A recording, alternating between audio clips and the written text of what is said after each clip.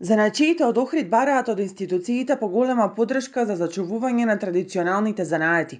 Велат дека без конкретни мерки како субвенции и промотивни активности и ослободување од дел од даночните давачки, делот занаетите ќе згаснат за секогаш. Ослободување од персонален данок и придонеси од плата од 3 години за секој прво вработување за вршење на занаечиска дејност, што е огромна помош за секој младо лице. Значи, ако 3 години би бил ослободен, давачките би биле сведени скоро на минимум, значи книговодство и такви некои ситни давачки, што многу допринесува да самиот занает го совршат, стекнат нови муштери. До 15 години континуиран работен стаж како занаечие ослободување од 50% од придонеси за плата и персонален данок, и група на занаечи со 30 години работен стаж како занаечија, целосно ослободување од персонален данок и придонеси за плата.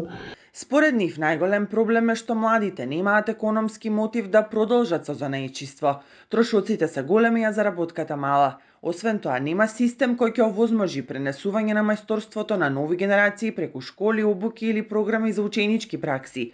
Охридските занаечии апелираат до општина Охрид, Министерството за култура и стопанските комори да создадат заедничка стратегија за ревитализација на занаечиството преку организирање тематски настани, фестивали, едукативни програми и промоција на занаетите како дел од туристичката понуда.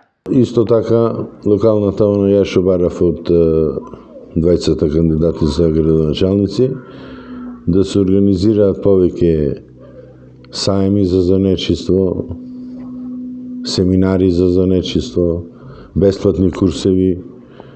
Работничиот универзитет е под капа на локалната самоуправа. Тука се што може да му се поможи на оние кандидати за изучување на занает, за преквалификација.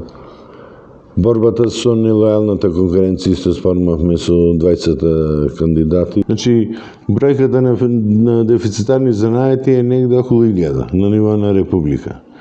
Јас мислам за една држава не е проблем да стимулира, да покрива со давачки, но и да занаечи. Не е никаков проблем, ако сакат. Граѓаните и туристите се согласуваат дека токму занаечиите се тие што му даваат топлина и автентичност на градот.